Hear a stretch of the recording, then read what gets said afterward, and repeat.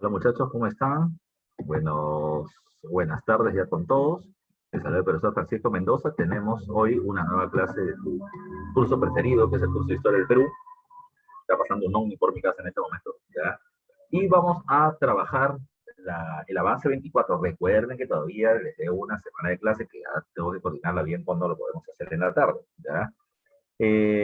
Así que esta semana nos corresponde hacer el tema de la República Aristocrática en su segundo tema, ¿ya? La semana anterior hicimos las características de la República Aristocrática más los primeros gobiernos del presidente López Romaña, el presidente Candamo y el presidente José Pardo, si no me falla la memoria. Y hoy lo que tenemos que hacer son los gobiernos de la República Aristocrática entre 1908 hasta 1919, lo que implica el primer gobierno de Augusto de Leguía, que luego gobernará en el oncenio. Tenemos que ver el gobierno de Guillermo Billinghurst, ya el gobierno de Oscar R. Benavides, ya tras un golpe de Estado, y el segundo gobierno de José Pardo y Barreda, es lo que el día de hoy trabajaré. Pero antes de comenzar con los gobiernos, hay que recordar algunos puntos esenciales. Punto número uno, recuerda que en la República Aristocrática el gobierno lo dirige la oligarquía. ¿Qué es la oligarquía? Es un pequeño puñado de familias muy ricas y muy influyentes políticamente del país. ¿Quiénes la conforman? La conforman los empresarios mineros de la Sierra Central, lo conforman los grandes ganaderos, ganeros de la zona de Puno, lo termina conformando los gamonales de la zona de la Sierra Central y los hacendados costeños, algodoneros, pero fundamentalmente los hacendados azucareros de la costa norte, que son la élite que dirige el país durante este periodo. No se olviden que ellos ya son los únicos que participan en la vida política a través de diferentes partidos, ¿ya? Siendo el partido más poderoso y más influyente y el que gobierna durante este periodo, ya el Partido Civil, ya que va a gobernar entre 1899 y 1919, con la única excepción entre 1912 y 14 que veremos hoy, que es el gobierno de Guillermo Billinghurst, ¿ya? Ya veremos qué es lo que sucede. Otro punto a tomar en cuenta, recuerda que los otros sectores de la sociedad están excluidos de la vida política, porque no tienen partidos que los representen, como la clase media y los obreros, o porque no tienen, ni siquiera participación política, porque no tienen derecho al voto como la mayoría de la población indígena. ¿Ya?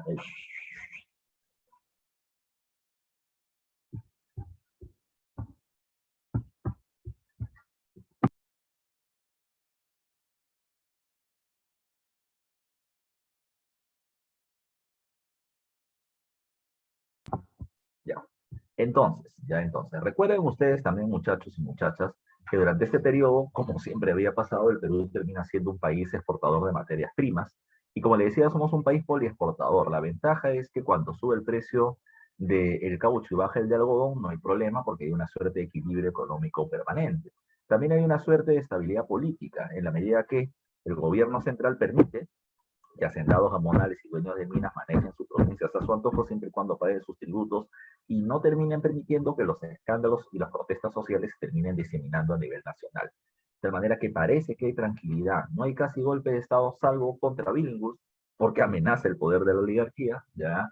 Y no hay protestas sociales, no porque no existan, sino porque terminan siendo acalladas, ¿ya? Esa es la característica. Hay una fuerte explotación social, ya sea con los salarios tan bajos y las muchas horas de trabajo de los obreros que exigen las 8 horas y van organizándose en bases objetivos, el enganche en las haciendas de la costa norte y los centros mineros, ya haciéndolos trabajar por deudas que se les termina generando los trabajadores. También está el caso de el yanaconaje campesino, la explotación en la sierra y costa centro y sur del país. Y por otro lado, el tema de las correrías, un abuso tremendo por la explotación del caucho y la esclavización prácticamente de los pueblos amazónicos. ¿Ok? Un pequeño resumen de lo que hemos visto en la clase pasada. Ahora, como te digo, tenemos que seguir viendo gobiernos. Tenemos que seguir viendo gobiernos y el que ahora nos corresponde ver termina siendo el gobierno del oncenio de Leguía. ¿Ya? En el caso del oncenio de Leguía, recuerden, ¿cómo llega él al gobierno? Se había comunicado en la clase anterior que cuando Leguía llega al gobierno, cuando muere el presidente Manuel Candamo en 1904, hay una renovación de los partidos, de los cuadros políticos dentro del Partido Civil. Y recuerda, te decía que el que tenía mayores, cualidades para poder ser electo presidente del Partido Civil y presidente de la República, termina siendo Augusto B. Leguía. Pero digamos que tuvo que esperar, ya que...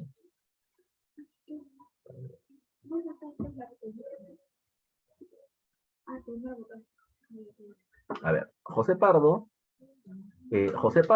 era precisamente el que va a ser reconocido como líder del Partido Civil por ser hijo del fundador del partido y Leguía tuvo que esperar su momento. ¿Ya? Leguía tuvo que esperar su momento. ¿Qué pasó? ¿Ya? Cuando acaba el gobierno de Pardo, Leguía es lanzado a la presidencia de la República. Es lanzado a la presidencia.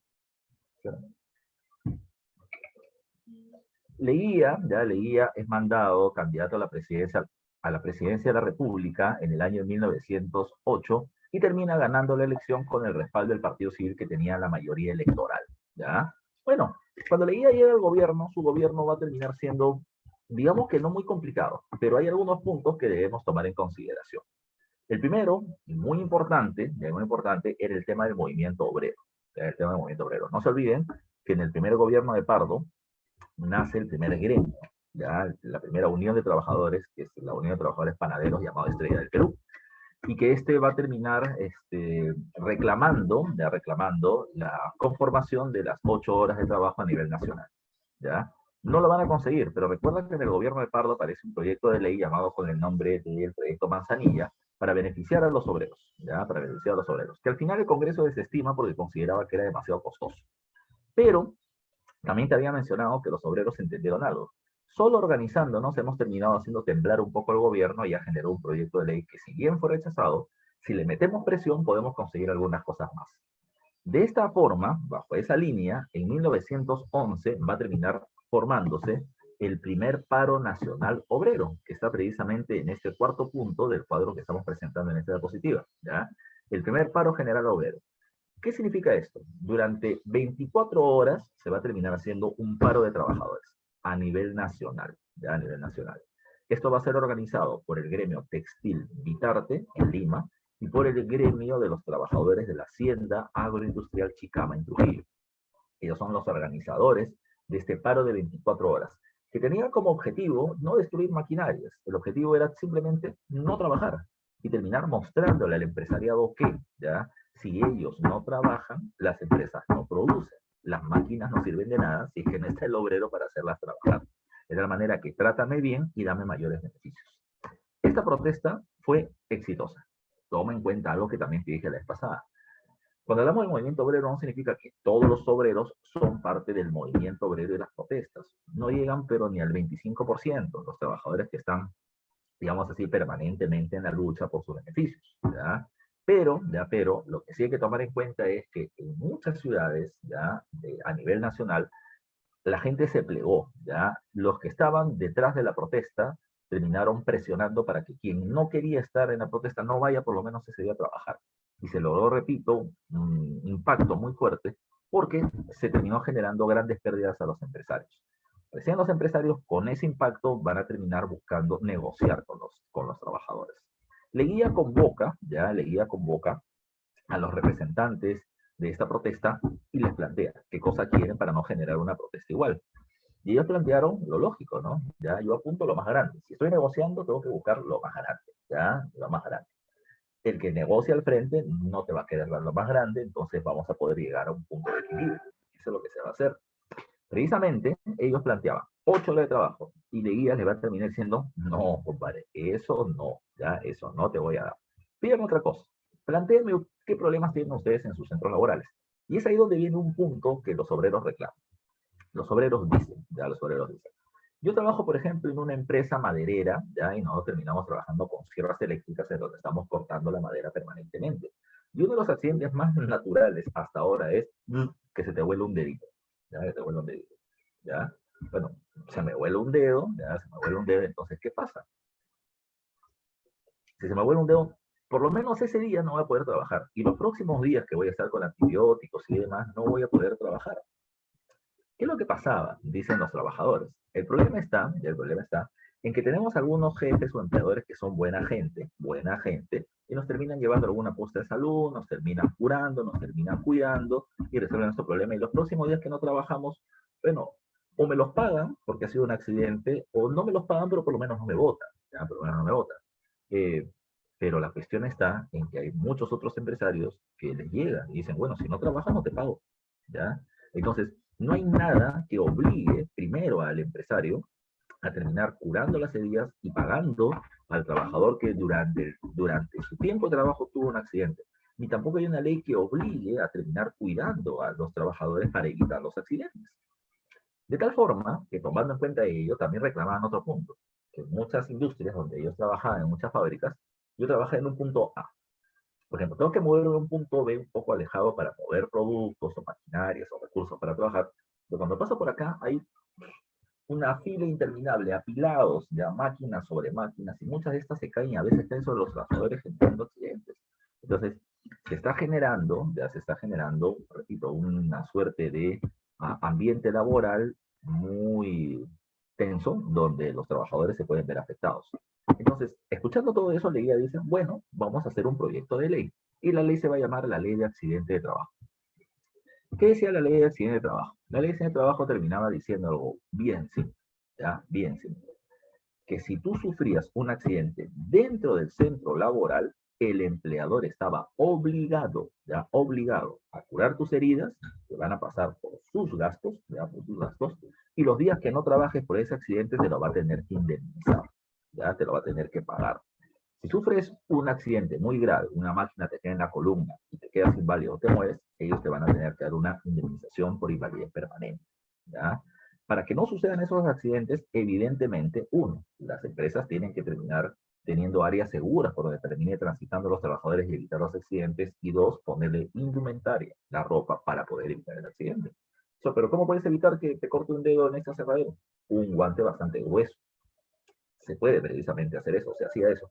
Pero como era costoso y para los trabajadores era un poco incómodo, se decían, no interesa si es incómodo o no, tienes que tenerlo para evitar tener un accidente. Así que con esta medida de ley de accidente de trabajo, los trabajadores no ganaban las 8 horas, pero habían ganado un derecho, ¿ya? Y el Estado los está reconociendo. Por primera vez, la gente estaba contenta. Leguía comete un error, ¿ya? Un error. Y te explico cuál es el error. Cada vez que un presidente tomaba una medida exitosa, aplaudida por la población, tú tenías que decir que esa medida era del partido civil, que es el que estaba gobernando, para que la gente tenga la idea de que el partido civil siempre hace lo correcto y por lo tanto debe quedarse gobernando mucho tiempo. Pero si un presidente cometía un error, el presidente tiene que decir que ese error no era del partido, era suyo. Las malas decisiones las tomo yo, las buenas decisiones las toma el partido, ¿ya? Esto es lo que hace. Ahora, Leguía no hizo eso. Leguía terminó saliendo públicamente, ya que los obreros estaban contentos de decir, esa ley, tu papi, ¿ya? Tu papi, yo la he hecho, ¿ya? Yo la he hecho. Así que eso terminó generando de que los obreros están contentos con Leguía, pero el partido no mucho, porque consideraban que Leguía era muy personalista, que era muy ególatra y quería él llevarse las palmas. Y eso era correcto, ya eso era verdad. Pero Leguía, repito, quiso utilizar eso para su beneficio político particular. ¿Qué sucedió? La situación se fue poniendo un poco más extrema, ya un poco más crítica. Semanas después, ya dentro del Congreso estaba el Partido Civil, que en realidad ya estaba fracturado. Estaba, digamos, el Partido Civil tradicional y estaba la gente del Partido Civil que era leguista, que era leal al presidente Leguía, ¿ya? O sea, que no estaba muy de acuerdo con el partido, sino que estaba más de acuerdo con el presidente. Y estaban otros grupos, el Partido Constitucional, el Partido Liberal, el Partido Demócrata. El Partido Demócrata, no se olviden, lo había fundado Piérola. Piérola ya estaba muerto. Pero los hermanos de Piérola y los pierolistas van a considerar de que Leguía, ya que es un presidente populista, autoritario, de todo le van a decir, tiene que renunciar a la presidencia de la República. Así que los pierolistas, ¿saben lo que hicieron? Se fueron a la casa de Leguía, que vivía en el centro de Lima, tocaron la puerta, violentaron la entrada, entraron a la casa de Leguía, lo sacaron por la fuerza y lo obligaron a ir hasta el Congreso de la República para que firme su renuncia. Lo quieren sacar del gobierno, ¿ya? Profesor, una vacancia, ¿no? No, esto ni siquiera es vacancia, porque no hay un proceso legal o de votos precisamente el Congreso va a sacar el día. Le quieren dar un golpe de Estado, pero mediante una renuncia. Fue un chiste lo que terminó pasando, porque lo sacaban a Leguía, lo empujaban y lo arrastraban, y además Leguía no quería ir, hasta que Leguía decía, no me toquen, yo soy el presidente, yo voy solo, que esto, que el otro. Y la gente decía, ya, sí, respeten al presidente. Y en ese momento que la gente se podía leer, comenzaba a correr y la gente lo perseguía para chaparlo, era un mate la risa. Hasta que al final, después de tanta persecución y arrastre y demás, llegan hasta Palacio de Gobierno, hasta el Congreso de la República. Para los que conocen el Congreso, aquí está el Congreso, aquí está el Museo de la Inquisición, al costado está la Compañía de Bomberos, y al frente del Congreso hay un monumento a Simón Bolívar, ¿ya? Un monumento a Simón Bolívar. Cuando Leguía está pasando por ahí, él termina chapando un poste, ¿ya? Y de ahí no lo termina sacando nadie. Los periodistas lo han golpeado y todo lo demás para que suelte el poste y decía, no voy a renunciar, no voy a renunciar, no voy a renunciar.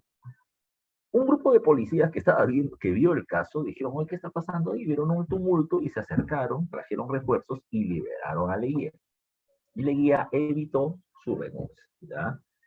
Leguía llama a este hecho como el día del carácter, ¿ya? Porque él tuvo el carácter y la fuerza y el temple para no terminar sometiéndose a la fuerza de oposición que quieren desestabilizar el país. Bueno, ya él le puso el día del carácter, pero al final, con la justa terminó liberándose, ¿ya? Pero, si bien Leguía evitó renunciar a la presidencia, ya hay un problema. El problema está en que Leguía le molestó algo. Los miembros de su partido, el Partido Civil, a pesar de que se enteraron de lo que estaba pasando, no hicieron nada. El Partido Demócrata lo quiere sacar y Leguía no fue sacado porque un grupo de policías lo protegieron, pero el Partido Civil no salió a defenderlo. Y a partir de ese momento se considera que Leguía rompe su relación con el Partido Civil, ¿ya? Rompe su relación con el Partido Civil, porque considera de que ha sido traicionado, ¿ya? Renuncia al Partido Civil y casi la mitad de los congresistas del Partido Civil van a ser ahora fieles a Leguía, ¿ya? Fieles a Leguía. Aparece una facción más dentro del Congreso que son los leguistas, ¿ya? Los leguistas. No te olvides tú. ¿Qué otra cosa más podemos ver por acá? Te había dicho en la clase pasada y te había recordado hace un rato que durante eh, la República Aristocrática, una de las características era que la gente que gobernaba las provincias, la Senado, el Gaponal, etcétera, venían teniendo algo así como la obligación, ¿ya? La obligación de terminar evitando que las protestas sociales. Está pasando un vendedor que se mucha.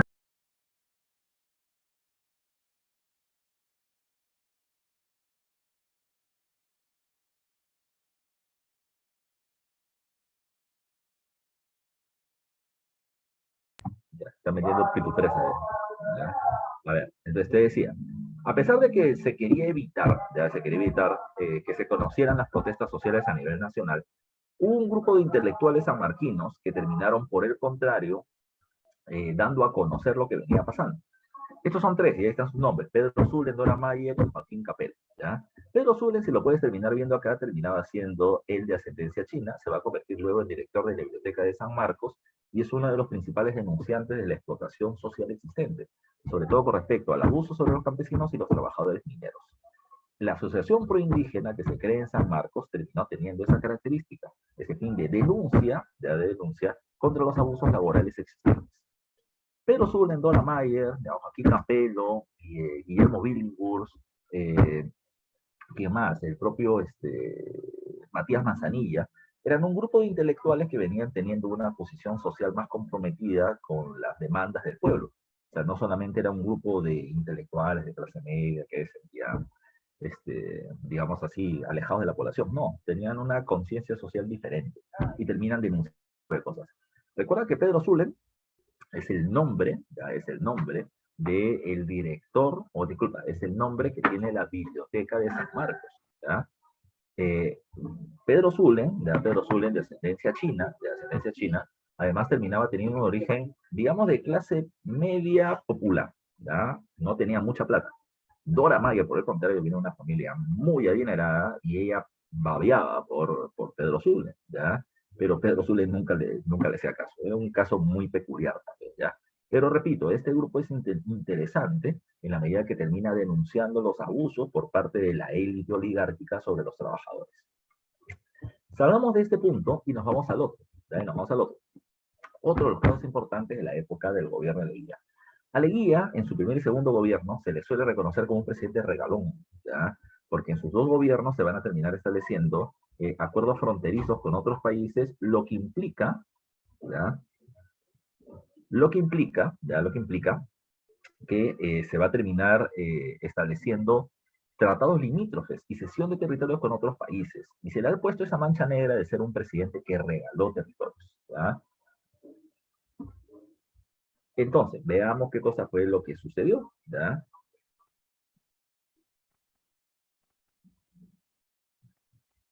¿Ya? Veamos qué cosa fue lo que sucedió. ¿Ya? A ver, mira tú. Te dije la vez pasada, espero recuerdes, cuando José Pardo llega a la presidencia de la República el mismo día que está juramentando 28 de julio de 1904, Ecuador nos invadió, argumentando que los territorios de Tumbes y parte de Maynas eran suyos, ya, y que los reclamaba. Y el gobierno peruano aceptó establecer un acuerdo diplomático con Ecuador para que el rey de España, ya, como árbitro, decía a quién le pertenecen los territorios. Como el Perú comenzó a negociar con Ecuador un tema de límites, ya, Brasil y Bolivia también dijeron, oh, aguanta, yo también considero de que los territorios o la frontera que tengo contigo, Perú, no es la adecuada, que me corresponden más dominios y por lo tanto negociamos fronteras. Y Pardo aceptó negociar, te dije la pasada, con los tres países a la vez. Y negociar acuerdos diplomáticos con tres países, ver argumentos, documentos, ya justificaciones, alegatos legales y demás, no es una tarea simple. Y hacerlo con tres países a la vez terminaba siendo más complicado todavía. De tal manera que cuando acabe el gobierno de Pardo, las malas negociaciones hechas por parte del gobierno van a terminar jugándole una muy mala pasada al presidente Leguía. Ya, al presidente Leguía. Cuando Leguía llega al gobierno, las malas decisiones, las malas negociaciones hicieron de que le cedamos territorios a esos dos países. Con el Brasil, ya, como dice ahí, se va a terminar firmando un tratado llamado el Tratado Velar de Río Branco. Y el Velar de Río Branco hace la entrega precisamente de la región de Purús y Urúa, que está de color amarillo, hacia el Brasil. Repito, lo entrega Leguía, pero la culpa de las malas negociaciones que había tenido Pardo. Y el territorio de verde ya es el territorio que se le va a terminar entregando a Bolivia, producto del tratado Polo Bustamante. Ya, Polo Bustamante. Desde 1909 terminamos entregando territorios a dos países, repito, durante el gobierno de Leguía sí, pero por las malas negociaciones de la época del presidente José Pardo. ¿Ya? Pero a Leguía le van a echar la culpa del tema. Ahora, hubo un problema limítrofe que sí tenía que ver directamente con Leguía. Y este va a ser el problema con Colombia. ¿Ya? Con Colombia no teníamos ningún tipo de problema fronterizo. No había problema fronterizo alguno. Pero Colombia, bueno, como que se avivó un poco, ¿no? Si Perú le está regalando territorios a Brasil y a Bolivia, yo también quiero parte de mis territorios, ¿bien? Así que Colombia nos invade. Cuando Colombia nos invadió, rápidamente Leguía dijo, ya le cedí territorios a dos países, no puede ser a uno tercero, ya mucho roche. Entonces Leguía terminó movilizando tropas hacia la frontera con Colombia y se va a terminar dirigidos por Óscar R. Benavides como jefe de la fuerza militar y se va a terminar produciendo una batalla decisiva en este proceso llamada como la batalla de la Pedrera, ya como está acá. En la batalla de la Pedrera, ya, la invasión colombiana terminó siendo frenada y el Perú terminó ganando ese conflicto. Evidentemente, el gobierno de Leguía, al ganar ya, un conflicto internacional, lo va a terminar inflando como si casi fuera una guerra mundial. Oscar R. Benavides termina siendo el defensor de las fronteras y de los límites peruanos y bla, bla, bla, bla, bla, bla, bla. ¿Ya? Todo un tema así, ¿ya? Todo un tema así. ¿Qué pasó a continuación? ¿Ya? ¿Qué pasó a continuación? Lo que va a terminar pasando es que la situación en el tema limítrofe va a terminar recordando para la historia que Leguía es un presidente regalón, pero insisto, yo defiendo a Leguía, en este caso, las malas negociaciones fueron de Pardo y Leguía paga los platos rotos. Cuando acaba el gobierno de Leguía en 1912 y se convoca a elecciones, habían dos candidatos importantes. Uno se llamaba Guillermo Billinghurst, ¿ya? Y el otro era Antero Aspíllaga. Antero Aspíllaga era el representante del poderoso y organizado partido civil, ¿ya? Y Guillermo Billinghurst ni siquiera partido tenía. Un momentito, que siguen pasando los vendedores, haciendo mucha bulla.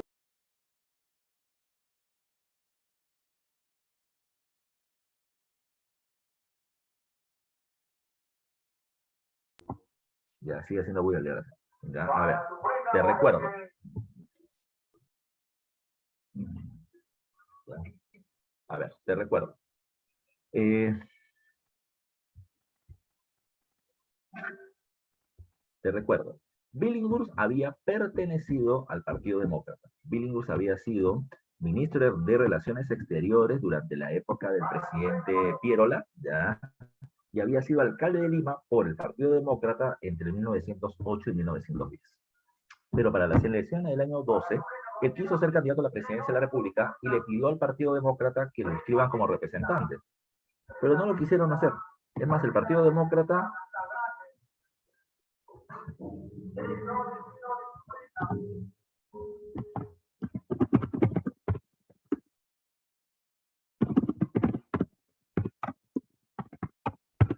ya, te decía, Billinghurst le pide al Partido Demócrata que le termine dando su respaldo, y el Partido Demócrata ni siquiera mandó candidato a la presidencia de la República y tampoco apoyó a Guillermo Billinghurst. Profe, entonces, ¿cómo ganó?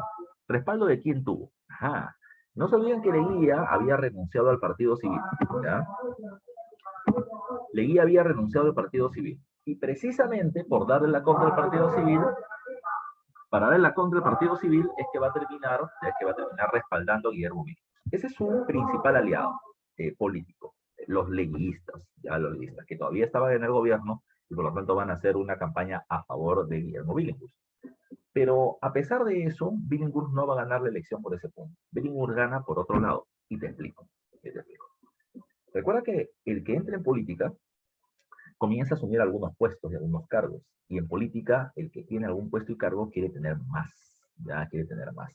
Y veamos precisamente qué cosa es lo que quiso Billinghurst, ¿ya? ¿Qué cosa es lo que quiso Billinghurst?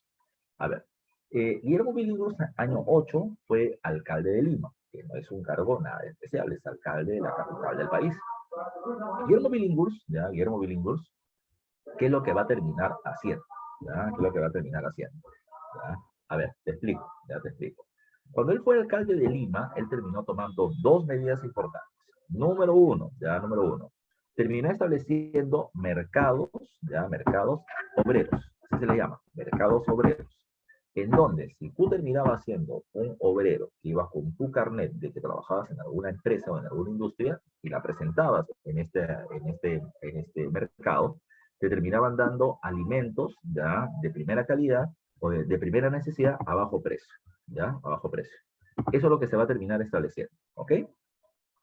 Ahora, lo que hay que tomar en consideración, además, es que si tú eras un obrero, el gobierno te terminaba vendiendo viviendas, casas en barrios obreros a bajo precio. Las viviendas no eran tan grandes, pero eran casas, al fin y al cabo, ¿ya? ¿Dónde habían esto? En diferentes lugares. En la urbanización Villacampa en el RIMAC, en el barrio, en el Parque del Periodista en San Martín de Porres, en Vitarte, en La Victoria, en varios lugares como esos, ¿ya? Ahora, ¿qué es lo que va a terminar sucediendo? ¿Ya? ¿Qué es lo que va a terminar sucediendo? Los obreros vieron en Billinghurst ya un alcalde popular, ¿ya? Es decir, él quiere defender mis intereses, él toma acciones que me terminan beneficiando directamente, así que si Billinghurst como alcalde terminó tomando esas medidas como presidente, ¿qué no hará? ¿No? Ese terminó siendo su jugada política, ¿ya? Tomó medidas populistas favorables precisamente a una población mayoritaria cuando fue alcalde para poder obtener respaldo posteriormente, ¿ya? Ese es un punto importante. Ahora, ¿qué va a pasar luego? ¿Ya? ¿Qué va a pasar luego? Cuando Billinghurst se presenta a la candidatura a la presidencia de la República, no tenía ninguna opción de ganar. ¿Por qué? El Partido Civil siempre ganaba por algo. Era el partido mejor organizado y era el que mayor cantidad de votos tenía. Primero. Segundo, recuerda que no votaba toda la población. El analfabeto no vota, ¿ya? Y además, el voto terminaba haciéndose mediante colegios electorales. ¿Qué significaba eso? Digamos, por cada 100 personas, o sea, 100 personas de una determinada región escogían a un representante. Y esos representantes son los que terminan eligiendo a los líderes políticos, ¿ya? Son los que eligen a los líderes políticos.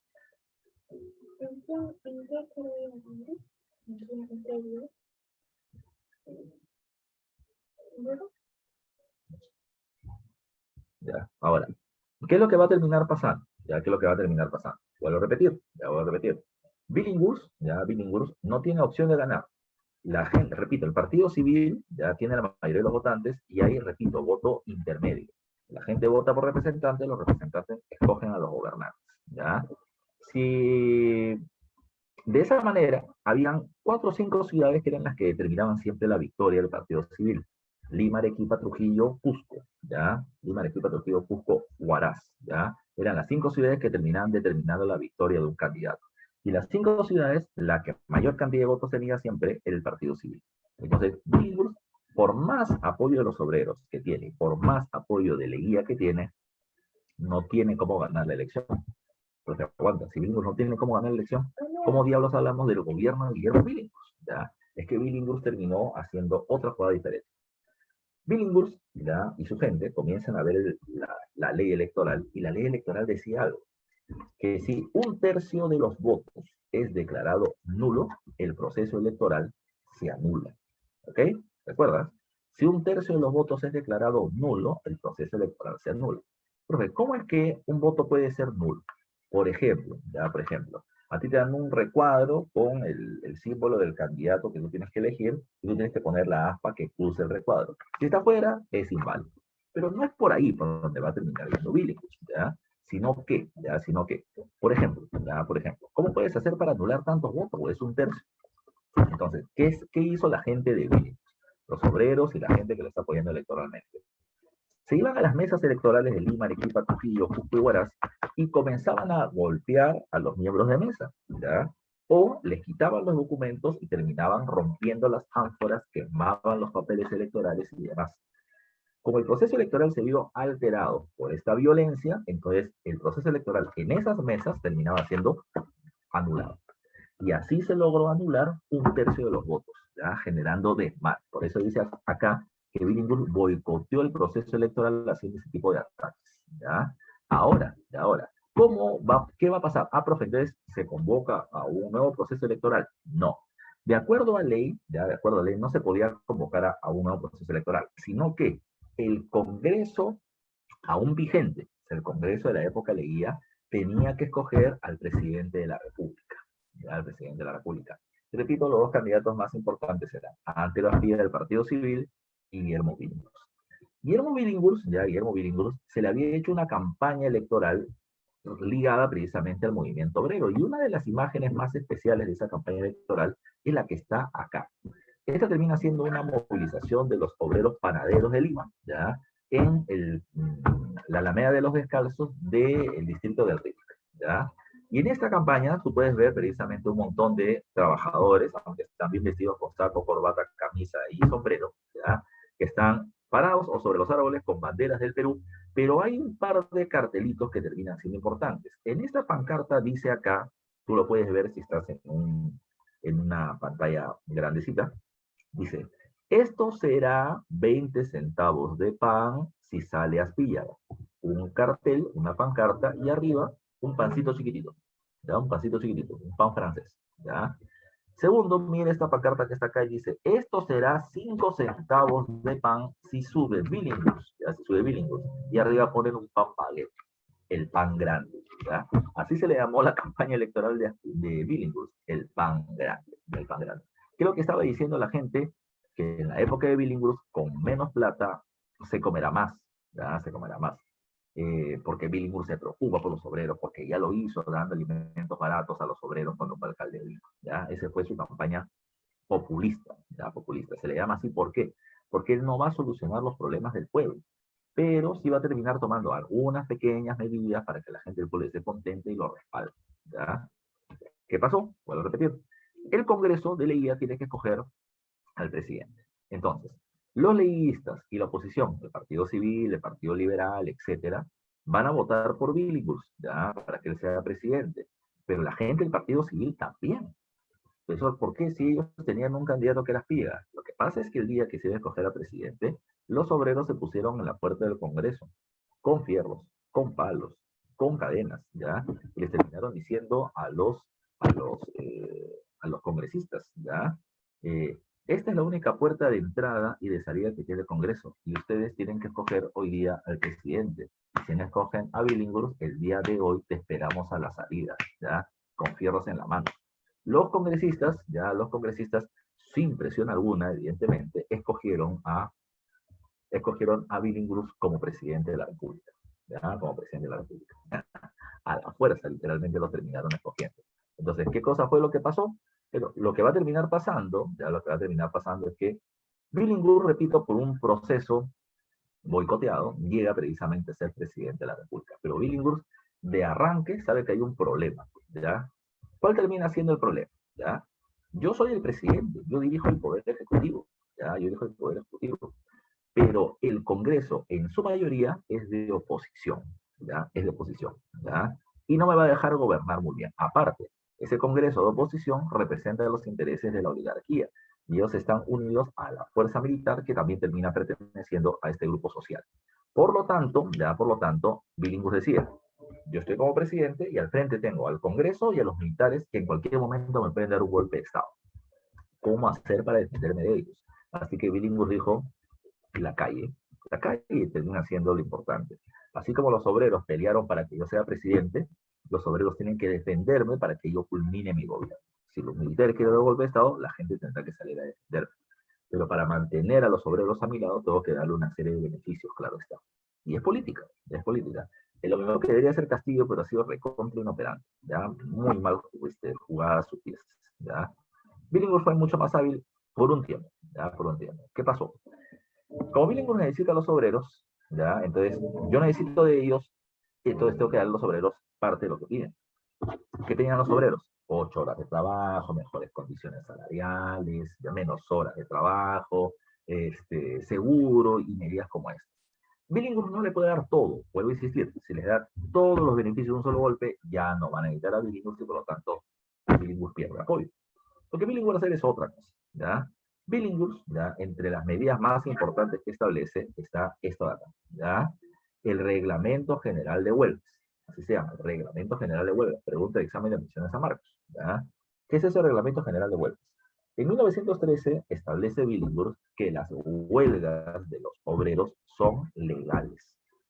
Son legales. Es decir, si antes un grupo de obreros iba a huelga, había la amenaza de que el empleador lo vote, ¿ya? Porque no fuiste a trabajar. Bajo ese argumento te voto, ¿ya? Pero ahora Billinghurst va a decir, a ver, un ratito.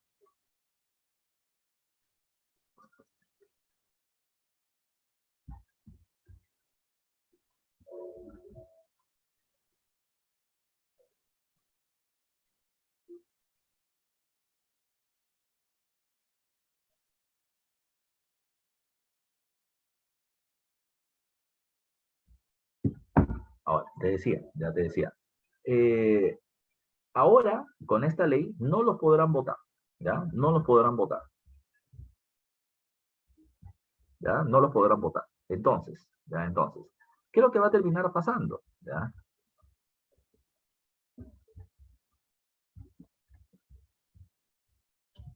¿Qué es lo que va a terminar pasando durante este proceso? ¿Ya?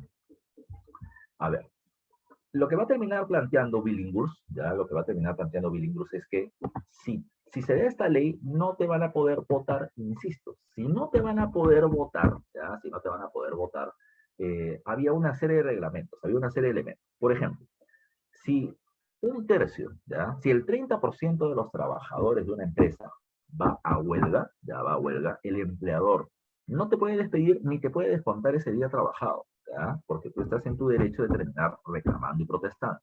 No lo repetiera, el reglamento decía, si el 30% de los trabajadores de una empresa, ya de una empresa, termina laborando, ya terminan, ¿cómo te decía? Terminan yendo a huelga, el empleador no los puede ni despedir ni descontarle el día no trabajado. Bacán, así terminaba estando la situación. Pero te dije a su lado también lo siguiente, el número de trabajadores que pertenecían a los sindicatos, a los gremios, no termina siendo todos los obreros. O sea, ni siquiera llegan a la cuarta parte, ¿ya? Ni siquiera llegan a la cuarta parte. Entonces, ¿cómo hacer con este proceso? ¿Ya? ¿Cómo hacer con este proceso? Bueno, cuando los obreros convocaban a huelga, ¿qué es lo que hacían? Los obreros sindicalizados se paraban en las esquinas, ya donde estaba la empresa donde ellos trabajaban, ¿ya? Y cuando un trabajador que no era parte del sindicato quería ir con su mochilita a trabajar, le decían, ¿dónde vas? ¿De dónde vas? O sea, no, pero yo voy a trabajar. No, no, no, pero si hoy día de huelga, ya hoy es día de lucha, hoy día no se trabaja. No, señor, pues yo no estoy de acuerdo contigo, pero yo no quiero terminar yendo a la huelga. Y dice, aparte, si yo voy a la huelga, me termina votando. No, acá dice la ley, compadre. Si tú no vas a trabajar, si tú vas a la huelga, no te van a votar. Ahora, yo entiendo que no quieras pelear, que tienes miedo, que la policía te pueda hacer algún tipo de daño, que te puedan encarcelar, que tu esposa te ha dicho que no vayas a la protesta, compadre. Está bien, te entiendo, pero por lo menos no perjudiques a los demás. Entonces, no vayas a trabajar, no vayas a la huelga, anda, vete a tu casa. anda, ve con tu esposa, mira a tus hijos, haz otro hijo, ¿ya? Pero no estés acá, por favor, no vayas a trabajar porque nos perjudicas a todos. Bajo esa consigna, muchos obreros no iban, ¿no? No iban a trabajar, tampoco iban a la huelga, pero por lo menos no perjudicaban la protesta. La cuestión es que como las huelgas se hicieron legales, las protestas, como dice acá, se multiplican. Ya van a terminar siendo muchas huelgas por muchos días en varias partes del país. Y los empresarios no están muy contentos, que digamos, ya que digamos. Y Billinghurst se está atentando contra los intereses de los grandes empresarios. Y eso hace que él tenga un punto rojo aquí en la frente, ya que le está apuntando con un láser para matarlo. ¿Qué pasa? ¿Ya? ¿Qué pasa? Billinghurst, tomando en cuenta eso, se encuentra con una protesta muy grave. La protesta más grave de todas termina siendo la protesta de los trabajadores del muelle del Callao, ya del muelle de Aracena del Callao. Los trabajadores del muelle ya eran fundamentales. ¿Por qué? Porque ellos eran estibadores. ¿Qué cosa es eso? En castellano el estibador es aquel que termina cargando bultos. En esa época no hay grúa para poder sacar productos de un barco, ¿ya? O para poder subirlos a un barco. Entonces, la exportación de qué dependía, ¿ya? Dependía de que los trabajadores al hombro terminen llevando sus productos a los barcos para exportarlos. Y también significaba que los trabajadores al hombro desembarquen los productos, ya desembarquen los productos para poder generando la importación, ¿ya? Entonces, vuelvo a repetir, el caso este terminó siendo muy especial, ya terminó siendo muy especial, porque si los trabajadores del muelle no trabajaban, hacían huelga de hombros caídos, no cargaban, ya entonces se paralizaba el comercio externo.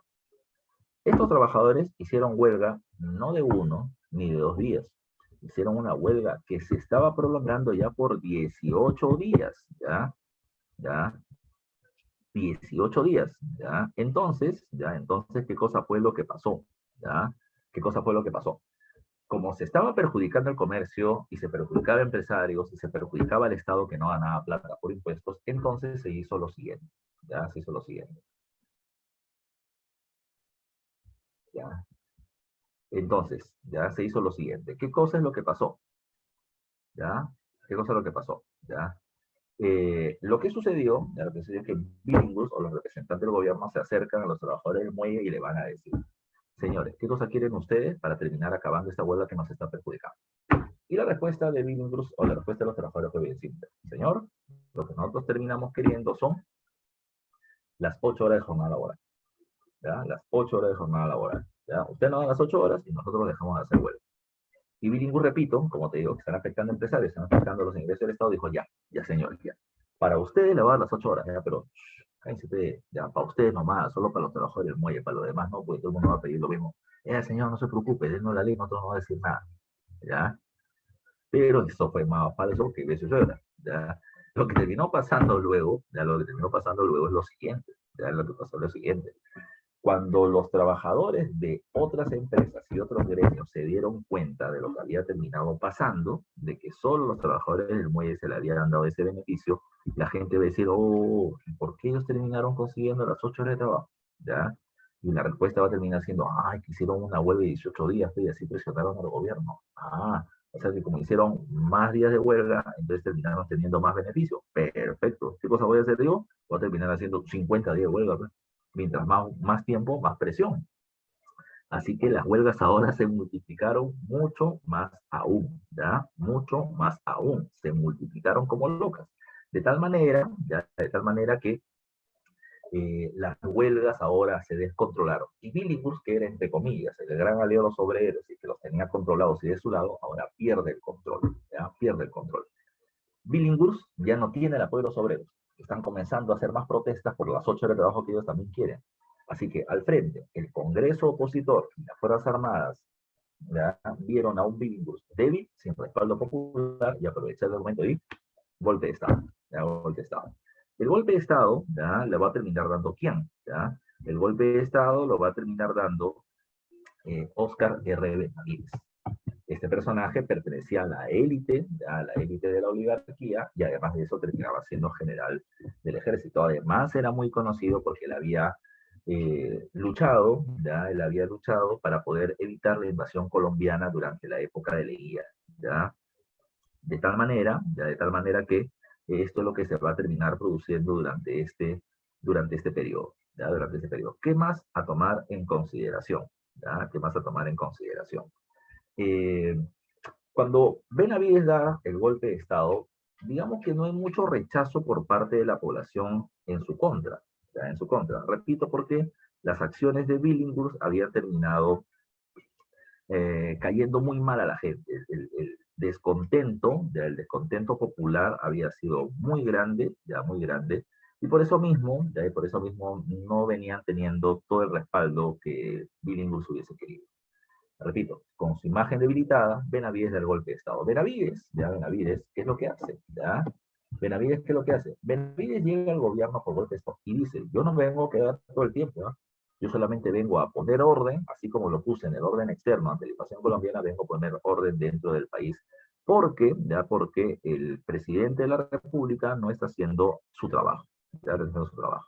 Entonces, repito, ante un gobierno inestable y de muchas protestas, Benavides nos aparecía como el militar que iba a poner orden, ¿ya? En un Perú caótico. ¿Ya? Eso es lo que más o menos se va a comenzar a plantear. ¿Ya? Eso más o menos lo que se va a comenzar a plantear. Entonces, en ese contexto, ¿qué pasó? ¿Ya? En ese contexto, ¿qué pasó? ¿Ya? Lo que va a terminar sucediendo, ¿ya? Lo que va a terminar sucediendo es lo siguiente. Benavides llega al gobierno, repito, por un lapso de tiempo digamos, de corta duración, No había dicho cuánto, pero él hablaba de un promedio de solamente un año que se iba a quedar el gobierno para poder convocar nuevas elecciones. ¿Ya?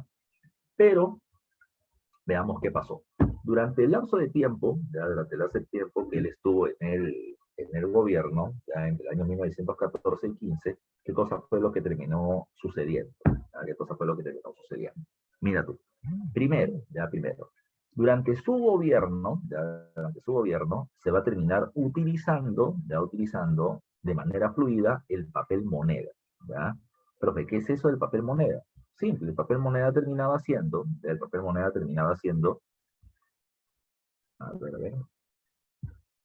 moneda terminaba siendo los billetes, ¿ya? Los billetes. Eso es lo que se va a terminar estableciendo, el uso de billetes, ¿ya? Ahora, ¿qué es lo que hay que tomar en consideración? ¿Ya? ¿Qué es lo que hay que tomar en consideración? Eh,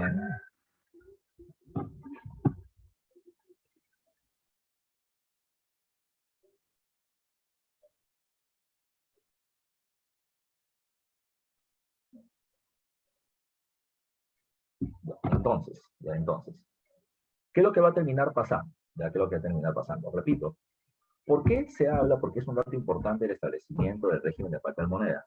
Porque la gente no confiaba, ¿ya? En el billete. La gente confiaba en la moneda de metal, porque la moneda de metal era plata o era oro. Plata, plata y oro, oro. Oro, oro. Entonces el billete era papel. Pero el gobierno de Benavides va a terminar logrando imponer el billete y la gente le va a terminar teniendo confianza porque, insisto, durante la época de la República Aristocrática hay una relativa estabilidad económica. ¿Ya? Ahora, ¿qué más hay que tomar en cuenta? ¿Ya? ¿Qué más hay que tomar en cuenta? Lo otro que hay que tomar en consideración es que durante el gobierno de Benavides se apertura el canal de Panamá. Y escúchame bien esto porque va a ser importante para la próxima clase cuando hablemos de la CNLI. ¿Ya? Eh, a ver, te explico. Panamá era una provincia de Colombia. ¿Ya? Partamos por ahí. Panamá era una provincia de Colombia. Pero Panamá tenía una posición estratégica. ¿Por qué?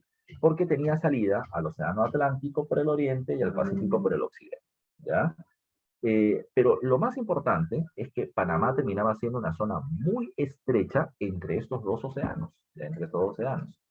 Y Estados Unidos vio en ella un espacio geográfico para poder construir un canal, ¿ya? Un camino por donde puedan terminar pasando embarcaciones. Desde el Pacífico, desde el occidente del Pacífico de los Estados Unidos hacia el Atlántico, agilizando la actividad comercial. ¿Por qué?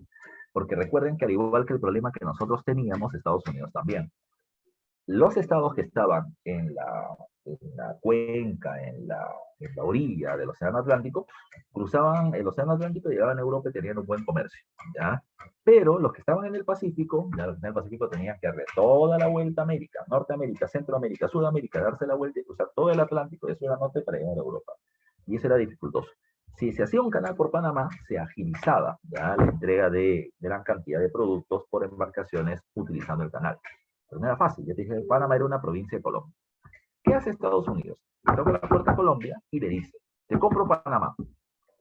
Y lo que va a decir Colombia es, no está a la venta. ¿Ya? Y Estados Unidos le dice, pon el cheque en blanco, lo que quieras, te lo compro. Y Colombia dijo, no voy a ceder mi soberanía. Estados Unidos se guardó su cheque y le dijo, no te preocupes, papi, te ofrecimos. ¿Ya? Luego Estados Unidos se acerca a Panamá y le dice, Panamá, uy, tú tienes un gran potencial de desarrollo, compadre, pero tu problema termina siendo que Colombia no te permite el progreso. ¿Ya? ¿Qué hay que hacer entonces? ¿Ya? ¿Qué hay que hacer entonces? Dijo Panamá, bueno, lo mejor para ti sería que te independices y puedas terminar teniendo tu propio desarrollo económico. ¿Ya? Y Panamá dice, pero para independizarme tendría que pelearme con Colombia y no tengo la plata para eso. ¿Y para qué estoy yo? Dime tú, ¿ya? ¿Para qué estoy yo? Ya te puedo ayudar a lo que quieras. ¿Te falta dinero? Aquí está tu papi. ¿Te falta arma? Aquí está tu papi. Tú pide más, ya te pide. Así que con apoyo de Estados Unidos, Panamá se arma, declara la guerra a Colombia y se independiza. Colombia está molesto porque sabe que quien está detrás de la independencia es Estados Unidos. Cuando Panamá está celebrando su independencia, Estados Unidos se acerca y Panamá dice, oh, ahí están nuestros amigos los gringos que nos han ayudado. Ven acá, únete a la fiesta. No, no quiero la fiesta, quiero mi plata. La plata que te he prestado, creo que me la pagues ahorita. ¿Ya? Y los otros van a decir, ¿y cómo crees que te la pagues? Si recién acabo de independizarme, ni siquiera tengo plata, ya ni siquiera cobro impuestos. No es mi problema, compadre. Así que yo te presté, tú me pagas. Y si no tienes para pagarme con dinero, ya sabes cómo me vas a pagar. ¿Ya? Eso ahora aguanta. ¿Y cómo le van a terminar pagando? No con lo que tú estás pensando. Le van a terminar diciendo, quiero que me entregues esta región para poder construir el canal y poder hacer el paso precisamente de Occidente o del Pacífico al Atlántico. ¿Ya? Así que, repito, Estados Unidos manipuló la situación y comenzó a construir el canal de Panamá. Cuando Benavides era presidente, se terminó de construir el canal de Panamá y se facilitó el comercio, pero no solo para Estados Unidos, sino también para nosotros. Ya no teníamos que viajar hacia Chile y darle la vuelta a Sudamérica para terminar llegando a Europa, sino que podías hacerlo directamente desde Panamá. Y eso agilizaba nuestras actividades comerciales con la región europea. Espérenme un segundo.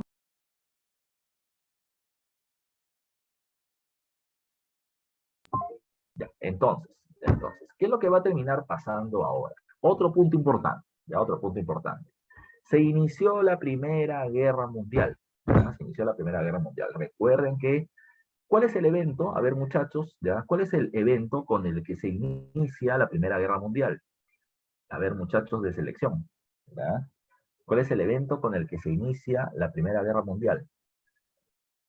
Por 5 puntos en tu promedio, ¿ya? ¿Cuál es el evento con el que se inicia la Primera Guerra Mundial? Ahí se comienzan a responder, ¿no? ¿Ya? El asesinato del archiduque o del príncipe de Austria, ¿ya? Francisco Fernando, ¿ya? No se dice la matanza del duque, el asesinato del duque, ¿ya? El magnicidio, si quieres, ¿ya? Pero ese es el evento que marca el hecho. Ahora, ahí comienza, 1914. Vamos por otra pregunta que la voy a terminar utilizando en un momento. ¿Cuándo acaba la Primera Guerra Mundial? ¿Ya? ¿Cuándo acaba la Primera Guerra Mundial? No me digas el año, dime con qué acaba. ¿Ya? Ya, por ahí me están diciendo el año, pero ¿con qué evento acaba la Primera Guerra Mundial? A ver, los que tienen una posible respuesta. La firma del tratado. ¿Qué, el Tratado de Versalles? Me dice Quispe, me dice Coronel. ¿Ya? ¿Hay otra respuesta más? ¿Ya? Y ahí voy a jugar con eso. ¿eh? Lo que me están diciendo sus compañeros es correcto, ya es correcto. La guerra mundial acaba legalmente, ya legalmente en 1919 con la firma del Tratado de Versalles. Pero la guerra acabó meses antes, en 1918, militarmente con la derrota de Alemania en la Segunda Batalla de Marne. Las dos respuestas son correctas. Una es el fin militar y el otro es el fin diplomático del conflicto. Ahora, recuerden esos datos que te estoy mencionando. ¿eh? Para 1914 estalla la Primera Guerra Mundial e Inglaterra, ya Inglaterra, recuerda bien, ¿qué es lo que hace? Inglaterra ya deja de lado sus inversiones en muchos países del mundo, sobre todo en América Latina, ¿ya? Comienza a vender las empresas que tiene en la región, ¿ya? Comienza a vender las empresas que tiene en la región para, ¿para qué? ¿Ya? Para poder financiar su presencia en la guerra, ¿ya? Ahora, eso es lo que vamos a terminar encontrando en el año 14. Recuerda, comienza la guerra, Inglaterra comienza a retirarse, ya comienza a retirarse del conflicto, ya comienza a retirarse del conflicto, comienza a entrar al conflicto de la Primera Guerra Mundial y comienza a retirar sus inversiones. Esto a países como el nuestro nos afecta, porque nosotros dependíamos del comercio externo con los ingleses. Pero hay unos meses de tránsito que son interesantes, porque mientras que Inglaterra se va retirando y va vendiendo sus empresas o va a buscar venderlas, quien comienza a entrar con fuerza al mercado americano a comprar las empresas inglesas termina siendo Estados Unidos. Entre 1914 y 1915 vamos a progresivamente a depender cada vez menos de las empresas inglesas y a depender cada vez más de las empresas norteamericanas. No te olvides ese dato porque va a ser importante a futuro. Uno de estos ejemplos termina siendo ¿ya? El tema petrolero. Desde finales del gobierno de Cáceres, ya del primer gobierno de Cáceres, llega al Perú una empresa llamada London Pacific. ¿Ya? Vamos a ver. ¿Ya? La London Pacific. La London Pacific es una empresa inglesa que termina extrayendo el petróleo de Talara, de la Brea y Pariñas, y lo convierte en combustible, ¿ya? Para el uso a nivel nacional. Pero, repito, como es una empresa inglesa y los capitales ingleses se van retirando, una empresa norteamericana, la empresa petrolera norteamericana más grande del planeta, llamada Standard Oil of New Jersey, de la familia Rockefeller, compró la London Pacific. Hasta ahí todo bien, ¿ya? Es un contrato privado, ¿ya? Un privado norteamericano compró a un privado inglés. No hay problema, ¿ya? El petróleo se iba a seguir extrayendo del Perú. El problema era este, ¿ya? El problema es que el gobierno peruano dice, bueno, tan que se compra unos a otros, yo no me hago problema, pero Standard Oil, norteamericana, solo te digo lo siguiente. Esa empresa que tú has comprado explota mi petróleo, pero me debe plata, me debe dinero por tributos, ¿ya? Por tributos. Entonces, tú has comprado sus activos, la máquina y el petróleo, ¿ya? Pero también tienes que asumir los pasivos que es la deuda tributaria, ¿ya? Así que págame lo que ya me debes, si no, no te dejo trabajar. El estándar hoy dijo, solo plata lo que me sobra, ¿ya? Lo que me sobra. Así que te va a terminar pagando lo que él te debe y una propina más, ¿ya? ¿Ya? Para que te compre tu caramelo. Bueno, lo que va a terminar pasando es que la Standard Oil no nos pagó nada. La Standard Oil terminó creando una empresa extra llamada International Petroleum Company, IPC, ¿ya? IPC. Y la IPC, ¿qué cosa es lo que hará? ¿Ya? ¿Qué cosa es lo que hará? Bueno, la IPC vino al Perú bien rica y dijo, bueno, voy a explotar el petróleo de Talar. Y el gobierno peruano le miró y dijo, ¿tú qué eres? ¿Ya? Bueno, yo me llamo IPC, le he comprado a la Standard Oil la explotación del petróleo de Talar y vengo a trabajar esta región. Y el Perú le dice, no vas a poder porque me tienes que pagar la deuda tributaria que me tiene. Y la IPC va a decir algo muy real, ¿no? Yo no te tengo deuda. La deuda te la tiene la estándar. Yo me llamo IPC. A él cobrarle la deuda, yo no tengo por qué pagar. El gobierno peruano le dijo, aire vivo, ya, aire vivo. Ah, o sea, que alguien del Perú, ya, o alguien del Callao, tú vas a terminar siendo más vivo que yo, ya. Entonces le dijeron, si tú vas a venir a trabajar, tú me pagas las deudas. Tú negocias con la Standard Oil, ese es tu problema, yo no te voy a terminar dejando trabajar. Así que la IPC le comenzó a hacer juicios al Estado peruano para terminar planteando que ellos no le debían nada y no tenían que pagar nada, y el Estado peruano le hizo juicios a la IPC y todo un proceso legal que comenzó en 1915 y en todos los niveles judiciales a nivel nacional siempre se establecía que la IPC tenía que pagar. Y la IPC no quería pagar y apelaba, y apelaba, y apelaba, y apelaba. Ya, y apelaba. Pero en 1922, ya, pero ese ya es otro tema, leía, va a terminar diciendo, ya no paguen nada y comienzan a trabajar. Ese es otro tema que vamos a ver la próxima semana todavía con el llamado laudo de París. ¿Ok? Vamos a dejar de lado Benavides. Benavides en el año 15, por presión del Partido Civil, va a terminar diciendo, ya, yo dije solamente un añito, ya me voy, convoco elecciones presidenciales. En las elecciones presidenciales, el representante del Partido Civil, José Pardo Ibarrera, va a llegar a la presidencia de la República por segunda vez. Ya había gobernado del 4 al 8, ahora va a gobernar del 15 al 19. ¿Cómo le fue el gobierno de Pardo? Son dos mundos muy claramente marcados, ya los del gobierno de Pardo.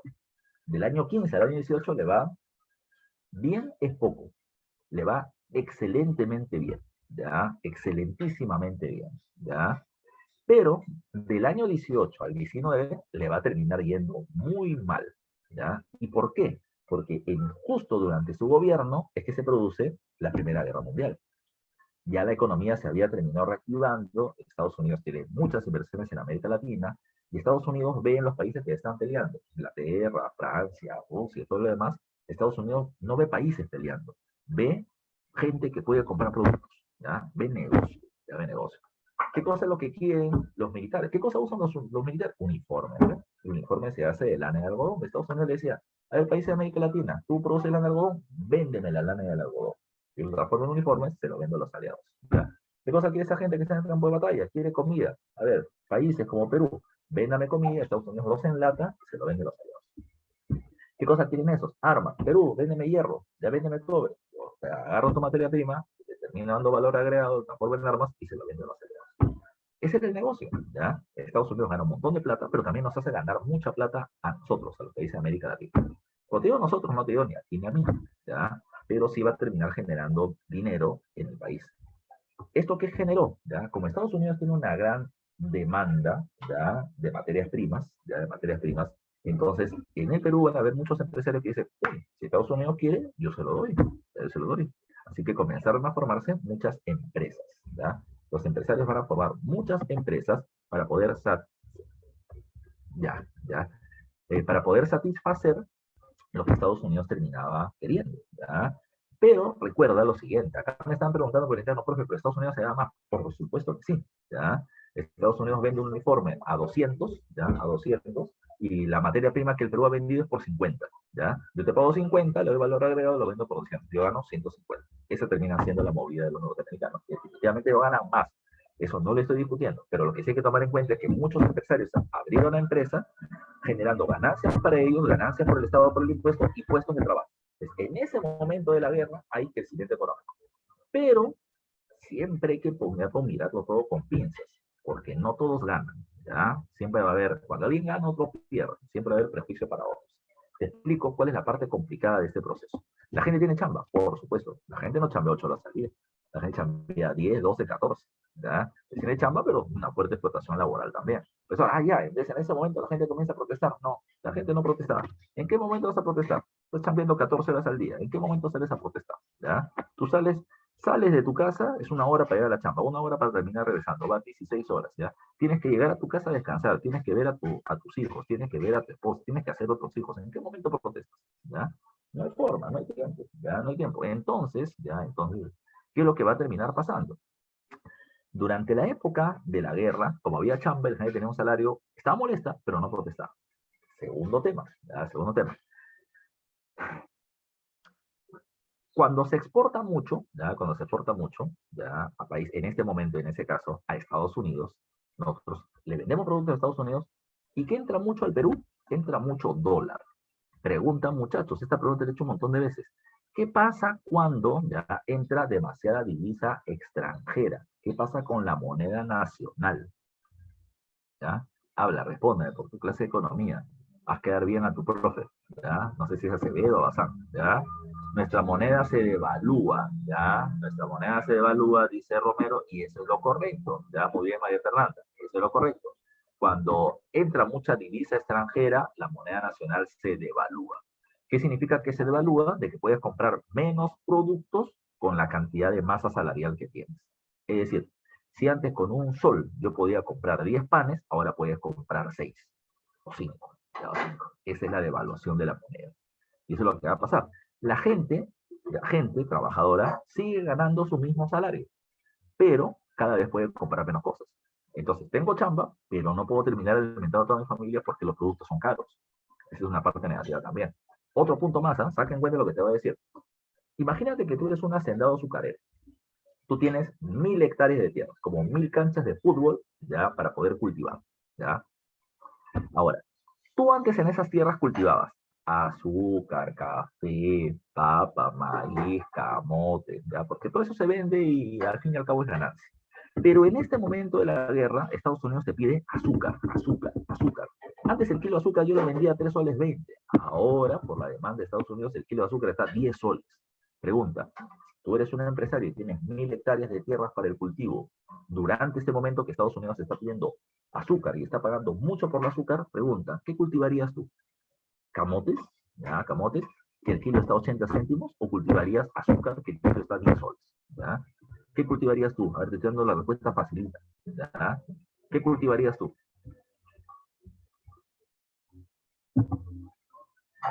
caña de azúcar, pues, por lógica, ¿no? Por lógica. Entonces, ¿qué pasó, profe? ¿Ya? ¿Qué me estás queriendo decir? Simple. El problema es que cuando los hacendados producen solo azúcar, productos para la exportación, ¿ya? Pregunta, ¿qué va a pasar con la papa, el camote, el maíz? Escasean. Y si escasean, ¿qué va a pasar con su precio? ¿Ya? ¿Va a terminar? Subiendo. Entonces, ya la moneda estaba devaluada, ¿ya? Devaluada, y ahora el precio de los productos encima estaba más caro porque estaban más escasos. Entonces, mientras que los empresarios ganaban mucha plata, el bolsillo de la gente estaba golpeado, ya estaba golpeado, pero la gente no podía protestar porque estaba chambeando, está molesta, protestan poco, pero la cuestión es cuando acabe la época de bonanza. Otro dato más, ¿ya? Seguimos con el tema Primera Guerra Mundial. ¿Cuál es la posición del Perú durante la Primera Guerra Mundial? Y la respuesta es que durante la primera y la segunda, recuerden que el Perú va a ser un país neutral. Es decir, el Perú no le declara la guerra a ninguno de los países que está enfrentándose, ¿ya? Pero en las dos guerras, eso sí, el Perú tiene una posición muy claramente pro-norteamericana, ¿ya? Muy pro-norteamericana. Entonces vamos a ver lo que pasó. El Perú le vende materias primas a Estados Unidos y ahí sí gana plata. Y así gana plata. Eso no hay que olvidar. Así que tenemos una posición cercana a ellos. Ahora, el Perú va a hacer otra cosa más. ¿Ya? El Perú va a hacer otra cosa más.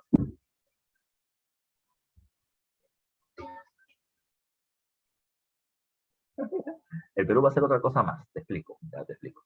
Si bien no le, si bien no le declaramos la guerra, ¿ya? Si bien no le declaramos la guerra, ¿qué va a suceder? Espero que recuerdes, porque ya vieron Primera Guerra Mundial, ¿no, muchachos? ¿Ya? Confirmo, ¿ya vieron el tema de la Primera Guerra Mundial? ¿O todavía no? Habla. Sí, ya vieron, perfecto. Entonces, ¿qué pasó? ¿Ya? ¿Qué pasó? Recuerda que en la Primera Guerra Mundial uno de los hechos importantes, la tecnología militar más importante de la Primera Guerra Mundial la tuvo Alemania con los submarinos. Recuerda que Alemania primero bloqueó, rodeó a Inglaterra de submarinos y no terminó permitiendo que entren o salgan productos o barcos sin su permiso. Si no tenías permiso alemán, te hundía, ¿ya? Te hundía tu barco. Alemania le hundió barcos a casi todos los países del mundo, menos Estados Unidos, ya menos Estados Unidos con el que no quería tener problemas. Le hundió barcos a Argentina, le hundió barcos a México, le estaban vendiendo productos a Inglaterra, y también le hundió un barco al Perú. Nos hundió el Orton, ¿ya? ¿Ya? Cuidado con lo que estés escuchando.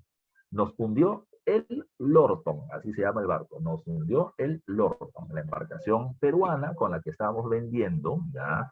Salitre a Inglaterra. Alemania le pidió disculpas a todos los países que le habían terminado hundiendo embarcaciones. 1918, cuando ya la guerra estaba cada vez más en contra suyo. Le pidió perdón a todos los países, menos a Perú. Ya, menos a Perú. Y producto de eso, el gobierno peruano, ya el presidente Pardo, en un discurso del Congreso, rompió relaciones diplomáticas con el Imperio Alemán.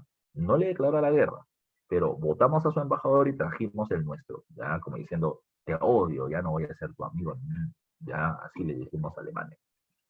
Siempre la ruptura diplomática es el paso previo a la declaratoria de guerra, pero acá no teníamos intención. Acá solamente estábamos mostrando nuestro malestar y que éramos muy amigos de los Estados Unidos. Nada más, ya nada más. Profe, ¿le pudimos haber declarado la guerra? Sí, es interesante que le declaremos la guerra, porque en ese momento Estados Unidos ya le estaba pegando así contra el suelo, le estaba agarrando a puñetes y a patadas, y es interesante que el Perú salga, yo también le declaró la guerra, ¿ya? Pero ni siquiera eso es, ¿ya? Ni siquiera es eso.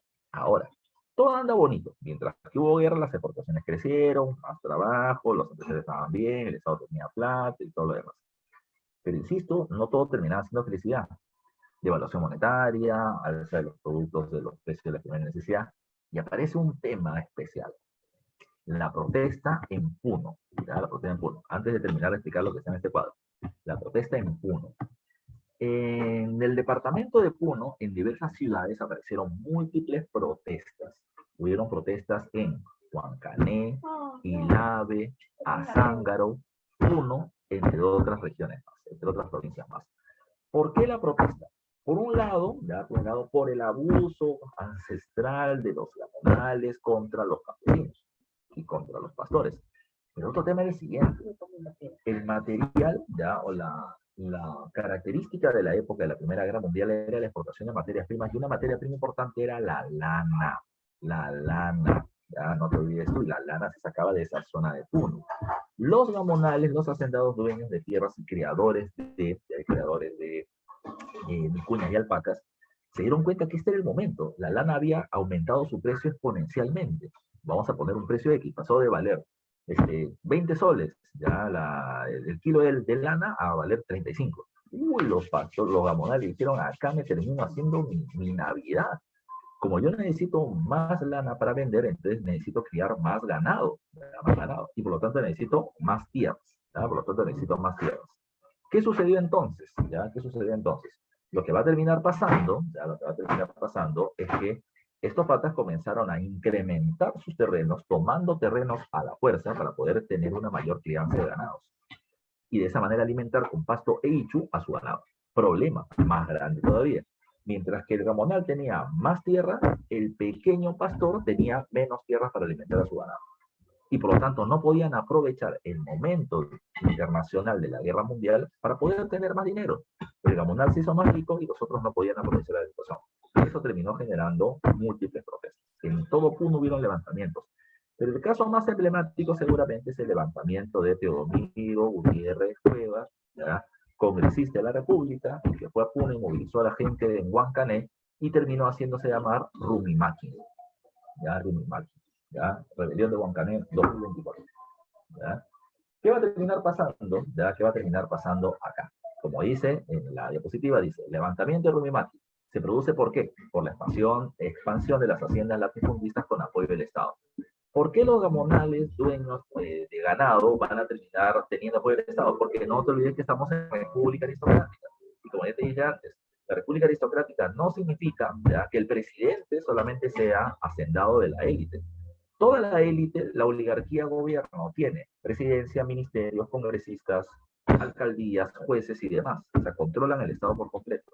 Y con el apoyo de ese Estado, pues van a quitarles tierras a la población. La población protesta, pero no hay nadie que los escuche. Como no hay nadie que los escucha, nadie que los respalde legalmente, las protestas violentas van a terminar siendo una cuestión de día a día. ¿Ya? Hay una alza de la lana, del precio de la lana a nivel internacional, y los pastores quieren ganar más plata y se dan cuenta que solamente los gamonales se están beneficiando. El ancestral maltrato sobre el indígena hizo precisamente que este malestar se hiciera mucho más grande aún, ya mucho más grande aún, y esto terminó generando, repito, una fuerte convulsión social. Teodomiro Gutiérrez Cueva, repito, organiza a la gente en Huancané, comienza a protestar contra el gobierno y el gobierno termina enviando una fuerza militar para acabar con la rebelión.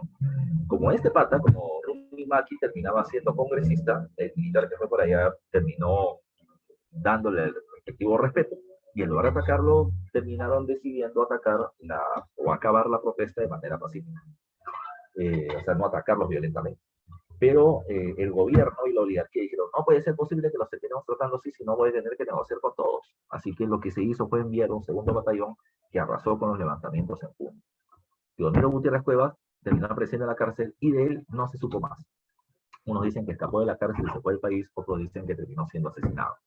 La cuestión es que Ruby Mati, que hasta intentó independizar la zona de Huancané del gobierno peruano, ya terminó siendo uno de los personajes que instigó este levantamiento en pleno gobierno aún de la República Aristocrática y en plena Primera Guerra Mundial. ¿Por qué les pongo tanto énfasis? Porque recuerda, el Partido Civil no quería que la gente muestre sus protestas, ¿ya? La idea era que acá se entiende de que este es el país de las maravillas, no tenía por qué haber caos, y se está mostrando caos. Ahora, cuando acabó la Primera Guerra Mundial, donde la cosa se puso peor. ¿Por qué? Porque ya toma en cuenta una cuestión lógica. Antes de la guerra, el Perú exportaba como 50, ¿ya? Durante la guerra, el Perú exportaba como 300, ¿ya? Acabada la guerra, todo volvió a la normalidad. La guerra solamente es un hito, ¿ya? Es un periodo de tiempo corto en donde van a haber muchas exportaciones y mucha plata por medio. Pero pasamos de ganar 50 a ganar 300, se fue de la guerra a ganar 80, ¿ya? A ganar 80. Cuando acaba la guerra mundial, Estados Unidos ya no importa tantos productos. Si no importa, nosotros no exportamos tantos productos. Eso va a terminar generando un desequilibrio económico tremendo, ¿ya? Un desequilibrio. Yari, ¿Qué? ¿acabó tu eso? No. ¿Todavía no? Voy terminando la basura.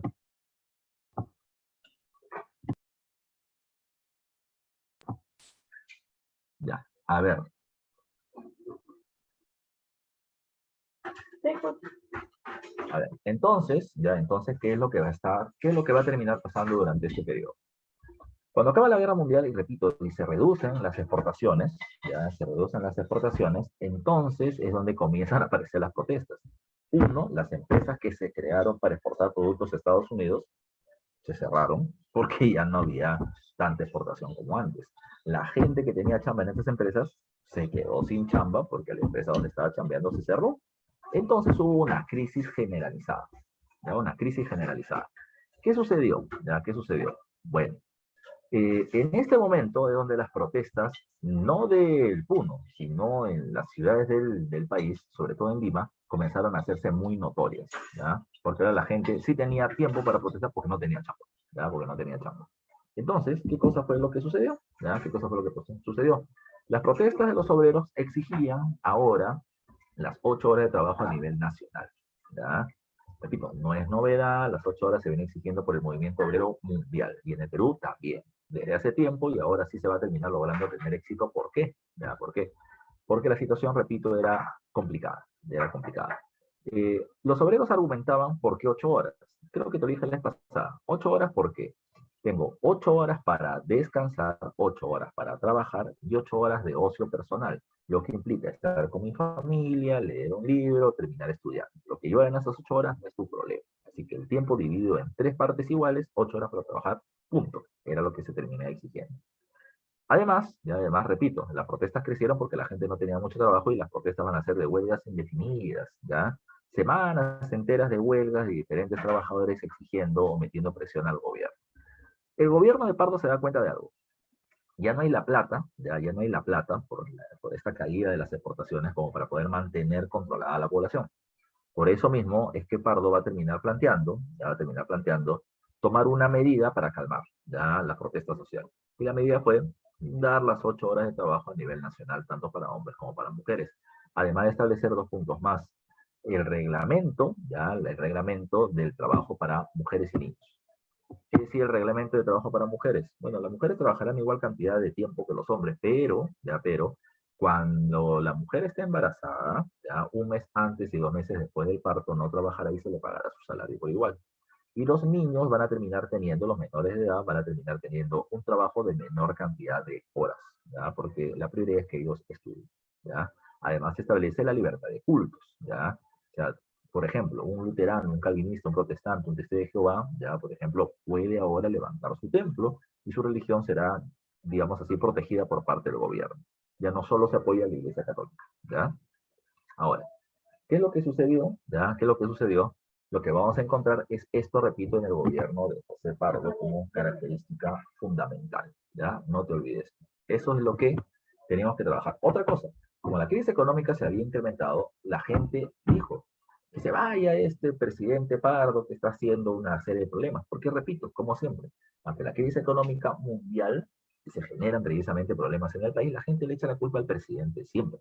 Pardo no es el de la culpa, pero a Pardo le van a echar la culpa. Entonces la gente decía, no, Pardo ya no más, ya golpe de Estado. Hay gente que pedía golpe de Estado contra Pardo. Y otro grupo de gente más moderada decía, oye, durante los últimos 20 años casi no hemos tenido problemas, salvo bélicos. Entonces, golpe de Estado, ¿para qué? Además, estamos en el año 19. Pardo ya está de salida. Mejor pidamos de que el próximo presidente no sea del Partido Civil. Que no sea del Partido Civil. Y ese es precisamente lo que vamos a terminar encontrando acá. Porque se necesita, la gente pide que el nuevo presidente no sea del Partido Civil, pero tenga experiencia en el gobierno. Y será más difícil conseguir todavía, ¿ya? ¿Quién había sido presidente y no del Partido Civil y todavía está con vida? Andrés Avelino Cáceres. Todavía estaba vivo el tío, era un fósil, pero todavía vivía. El segundo terminaba siendo Guillermo Billinghurst, pero su gobierno había tenido demasiadas protestas y huelgas y era complicado. Y el otro era Leguía, que había renunciado al Partido Civil. Precisamente, Leguía es el que va a aprovechar la situación y va a terminar llegando al gobierno, ¿ya? Ahora, eso es lo que teníamos que ver el día de hoy en la clase. Y ahora lo que tenemos que hacer es ver las preguntas dirigidas de la semana, ¿ok? ¿Ya? A ver, vamos a ver qué cosa fue lo que pasó. Ya, vamos a ver qué cosa fue lo que pasó. Por acá me mandó la doctora el tema. ¿Ya? Vamos a ver. Este debe ser. A ver, vamos a ver si esta es la dirigida.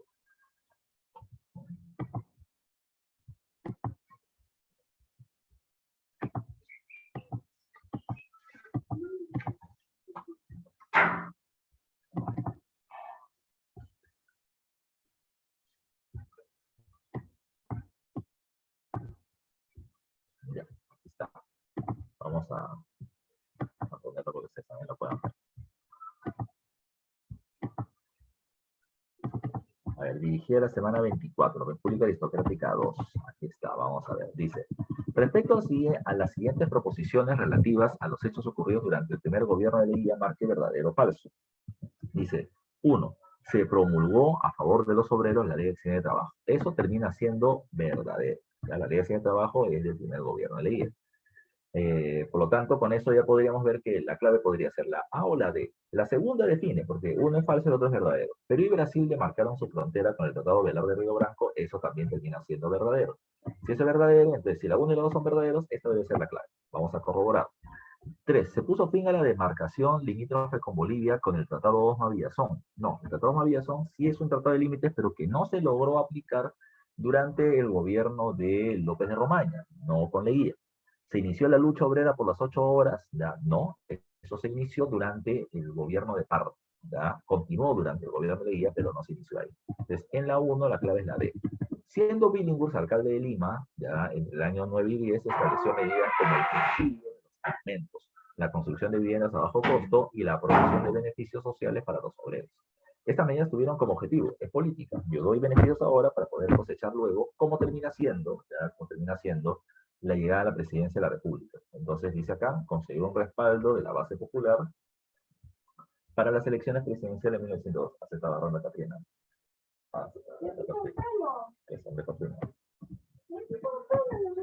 Pregunta número 3. Dice, tras una serie de fuertes protestas antes y durante los comicios de 1912, en el que la Junta Electoral Nacional estaba controlada por el Partido Civil, las elecciones que se realizaron en mayo se anularon porque no se consideraron legales al no sufragar un tercio de los ciudadanos hábiles para votar, ¿ya? Como mandaba la Constitución de 1860. Frente a esto, el Congreso, recuerda, como se había anulado el proceso electoral, el Congreso tenía que escoger presidente. Y escogieron como presidente a Billinghurst, no porque quisieron, sino porque los obreros los presionaron para eso. Así que en la 3 la clave es la C, el Congreso eligió como presidente a Guillermo Billinghurst. Pregunta número 4. Las medidas del gobierno Billinghurst, o las medidas del gobierno de Billinghurst, como la reducción de los ingresos asignados al ejército, la aprobación de leyes pasando por alto la autoridad del Congreso, la organización de marchas populares como respuesta a las conspiraciones contra su gobierno, la repartición de armas a sus partidarios populares y la intención de cerrar el Congreso, llevaron a la oligarquía a organizar. Bueno, como la oligarquía que termina estando en el Congreso a través del Partido Civil, ve de que les están metiendo presión a través del pueblo, dijeron, pues bueno, ¿no? Ya este pata no me conviene, ya si él atenta contra mí, yo también lo tengo que sacar. Y aprovechando precisamente que las huelgas y las protestas habían descontrolado el apoyo de Billinghurst o de los obreros a Billinghurst, aprovecharon el momento para dar un golpe de Estado.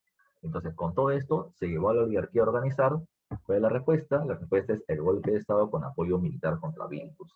¿Por qué con apoyo militar? Porque lo termina dando Óscar R. Benavides, que es el general del ejército. Pregunta número 4, clave C entonces, pregunta número 5. Pregunta 5 dice, dado los siguientes enunciados, elija la alternativa correcta respecto a los hechos desarrollados en el gobierno de Billinghurst. Ya se me está pidiendo verdadero y falso. ¿Su gobierno brindó la ley general de 8 horas de trabajo? No, eso lo hace Pardo en su segundo gobierno. La primera es falsa. Si la primera es falsa, entonces no puede ser ni A ni C, ¿ya? Porque tiene que excluir a la 1.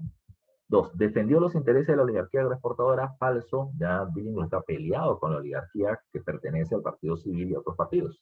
Entonces la 2 es falsa. Si la 2 es falsa, la clave tiene que ser la D, 3 y 4. Se enfrentó en elecciones en 1912 al candidato del oficialismo, que era el Partido Civil ante la Hostiga, verdadero. Su gobierno se caracterizó por tener una marcada tendencia popular, verdadero. Popular y populista, ¿no? ¿Ya? Entonces 5 de 6. Hechos producidos durante el breve gobierno de Benavides, del año 14 al 15. Se promovió el reglamento de huelgas, al contrario, cuando Benavides llega al gobierno, anula el reglamento de huelgas que las declara ilegales. 2, se promulgó la ley de accidente de trabajo, tampoco, eso es en la época del gobierno de Leguía. Y hay problemas con la IPC, claro, que no se le quiere dejar trabajar hasta que no paguen la deuda tributaria que se tiene. Entonces, en la pregunta 6, la clave es solo 3, ¿ya? A de avión. Pregunta número 7. El juicio iniciado a la empresa IPC durante el primer gobierno de Benavides responde a la deuda tributaria de la London Pacific que ellos no quieren pagar, ¿ya? A no reconocer las deudas impagadas por la empresa London Pacific, ya, para el Estado peruano. Esa termina siendo la clave. 7, B de bandera. 8. La gran guerra que se produjo en el mundo entre el año 14 y el año 18, que es la forma en la que también se llama la Primera Guerra Mundial, tuvo efectos o repercusiones en el Estado peruano. Entre ellos tenemos: 1. Desabastecimiento de alimentos y aumento de sus precios. Si hay desabastecimiento de muchos productos importados y de muchos productos que no se producen porque se está produciendo azúcar, algodón, productos para exportar. Es la 1, si es correcto. La 2 dice: el aumento de las exportaciones hasta el 300% que terminó beneficiando a la oligarquía. Por supuesto que esto también va a terminar sucediendo, ¿ya?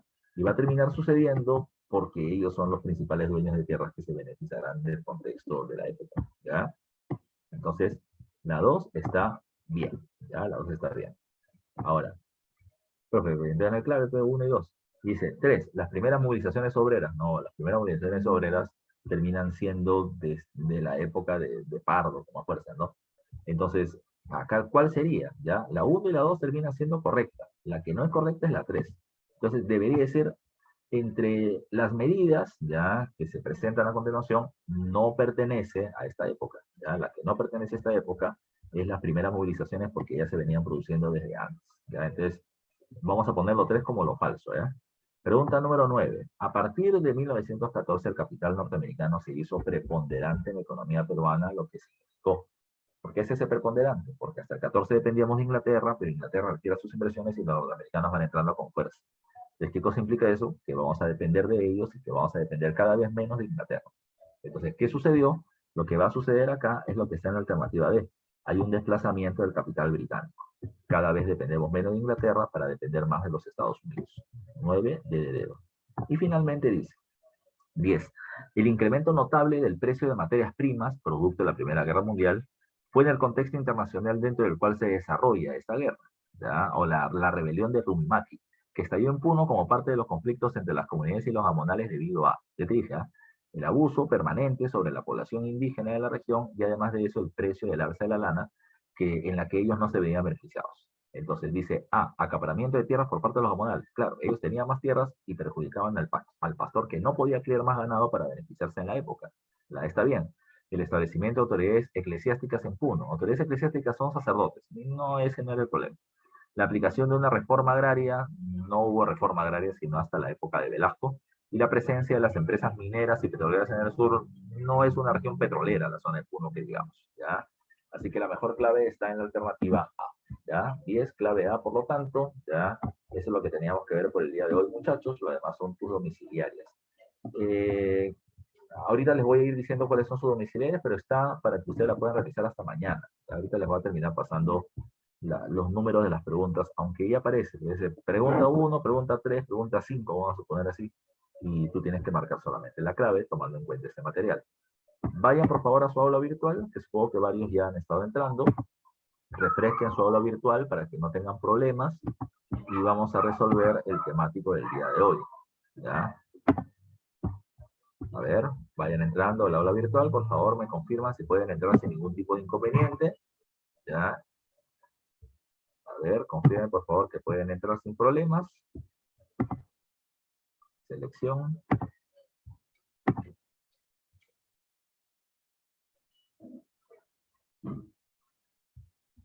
Ya, no hay problema. Ya entró Borja, ya entró Castro, ya entró Coronel, Cruz, Dávila, Rodríguez, Vázquez, Villagares, supongo que otros más ya ni entran. Vamos a ver qué les he pedido para la domiciliaria. A ver, domiciliaria.